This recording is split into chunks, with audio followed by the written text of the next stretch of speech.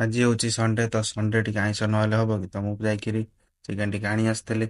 Chicken ଭଲ ଭାବରେ ଧୋଇକିରି ସେଥିରେ ହଳଦୀ, କାଶ୍ମୀର ମିର୍ଚି, ଜିରା ଗୁଣ୍ଡ, ତାପରେ ଧନିଆ ପାଉଡ଼ର, ତାପରେ ଚିକେନ୍ ମସଲା, ତାପରେ ଦହି ଟିକେ, ତାପରେ ଗୋଟେ ଲେମ୍ବୁ, ତାପରେ ଜିଞ୍ଜର ଗାର୍ଲିକ ପେଷ୍ଟ, ତାପରେ ସ୍ୱାଦ ଅନୁସାରେ ଲୁଣ ପକେଇକିରି ତାକୁ ଭଲ ଭାବରେ ଗୋଳେଇ ଦେଇକିରି ତାକୁ 20 ମିନିଟ୍ ପାଇଁ ମ୍ୟାରିନେଟ୍ ଛାଡ଼ି ଦେଇଥିଲି। ତାପରେ ତେଲ ଗରମ ହେଲା, ତେଲ ଗରମ ପରେ ଗୋଟା ମସଲା, କଞ୍ଚା ମିର୍ଚା, ତାପରେ ସ୍ଲାଇସ୍ କଟା हुआ ପିଆଜ ପକାଇ ତାକୁ ବ୍ରାଉନ୍ ହେବା ଯାଏଁ ତାକୁ ଭଲ ଭାବରେ ଫ୍ରାଏ କଲି।